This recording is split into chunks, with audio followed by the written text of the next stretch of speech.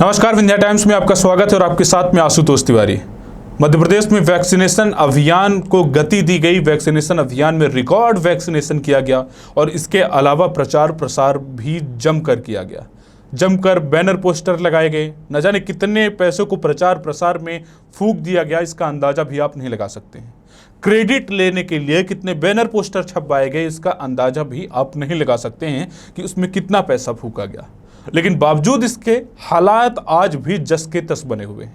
आज भी vaccine centre में लोग वैक्सीनेशन के लिए जब जा रहे हैं तो उन्हें वैक्सीन की कमी का सामना करना पड़ रहा है। उन्हें वैक्सीन नहीं लगाई जा रही है। कारण यह है कि कभी किसी को दूसरी डोज नहीं मिल पा रही है, तो कभी किसी को वैक्सीन की पहली डोज नहीं मिल पा रही है। कभी ये कह दिया जाता है कि कोवैक्सीन है और कभी ये कह दिया जाता है कि कोविशील्ड है।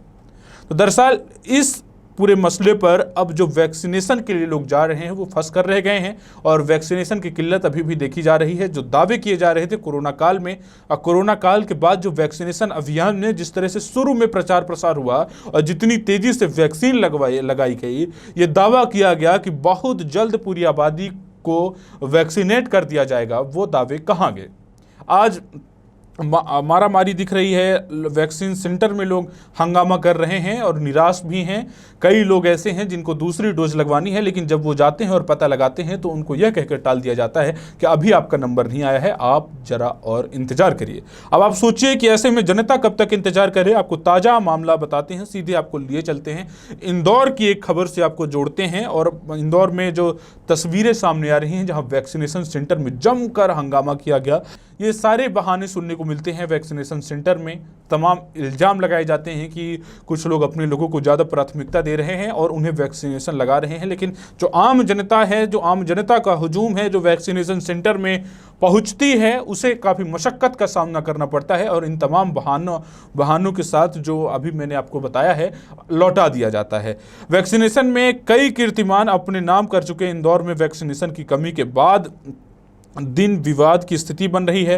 वैक्सीनेशन का पहला और दूसरा डोज लगवाने के लिए लोग सेंटर पर तो पहुंच रहे हैं, लेकिन जब 5 से 6 घंटे लाइन में लगने के बाद उन्हें पता चलता है कि वैक्सीन खत्म हो गई है तो उनके सब्र का बांध टूट जाता है।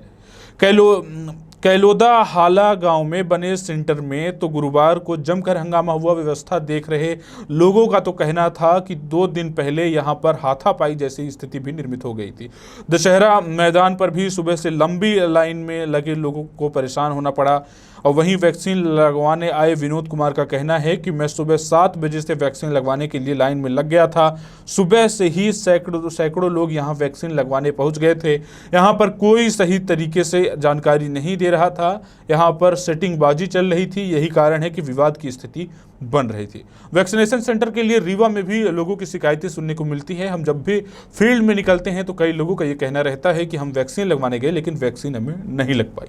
पहले जिस तरह से वैक्सीनेशन को लेकर काम चल रहा था, वैक्सीनेशन को लेकर एक उत्साह जनता के अंदर बन गया था और जो भ्रामक खबरें फैलाई जा रही थी और भ्रामक खबरों के साथ जिन लोगों में जागरूकता की कमी थी, जो लोग वैक्सीन के लिए अवेयर नहीं थे, वो लोग भी जागरूक हुए धीरे धीरे। लेकिन जब वो जागरूक हुए और जब वो लोग सीधे वैक्सीनेशन सेंटर की ओर रुख करने लगे कि उन्हें भी वैक्सीन लगवाना चाहिए, तो वैक्सीनेशन के लिए वैक्सीन ही नहीं मिली।